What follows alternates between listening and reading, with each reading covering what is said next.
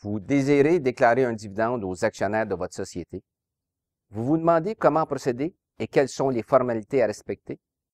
Tout d'abord, plusieurs droits fondamentaux sont rattachés au capital action, dont le droit au dividende, sauf si ce droit est expressément exclu. Les actionnaires jouissent donc du droit de recevoir une part des profits de la société. Le droit au dividende est automatique lorsqu'il y a une seule catégorie d'actions. Cependant, s'il y a plus d'une catégorie d'actions, ce droit sera déterminé selon les mentions inscrites à cet effet dans les statuts constitutifs de la société par action. Dans une telle situation, il faut tout de même au moins une catégorie possédant le droit au dividende, en vertu du principe de l'égalité des actionnaires d'une même catégorie d'actions. La somme totale du dividende déclaré est distribuée au prorata entre les actionnaires de cette même catégorie. Il y a deux étapes à suivre pour qu'un actionnaire reçoive un dividende: la déclaration des dividendes et leur paiement. Rappelons qu'un dividende déclaré aux actionnaires peut être payé soit en argent, en biens de la société, ou par le biais d'une émission d'actions ou en options.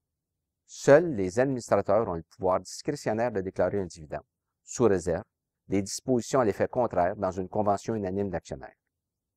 En effet, en vertu d'une telle convention, les actionnaires peuvent retirer ce pouvoir aux administrateurs et l'exercer eux-mêmes.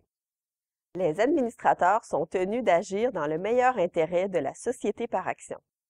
Ils ont l'obligation de s'assurer de la solvabilité de la société avant de procéder à la déclaration des dividendes. En d'autres termes, la société doit être capable d'acquitter son passif à échéance malgré la déclaration de dividendes. À défaut, les administrateurs pourraient engager leurs responsabilités personnelles à cet égard.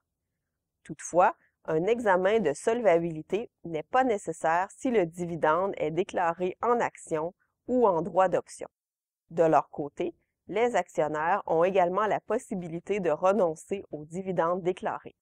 La déclaration des dividendes doit faire l'objet d'une résolution adoptée par le conseil d'administration ou, selon le cas, par l'assemblée des actionnaires.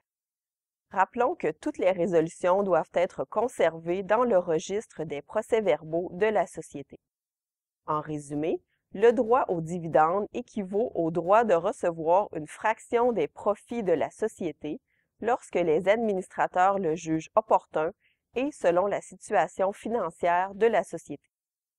Nous espérons que ces quelques informations vous seront utiles.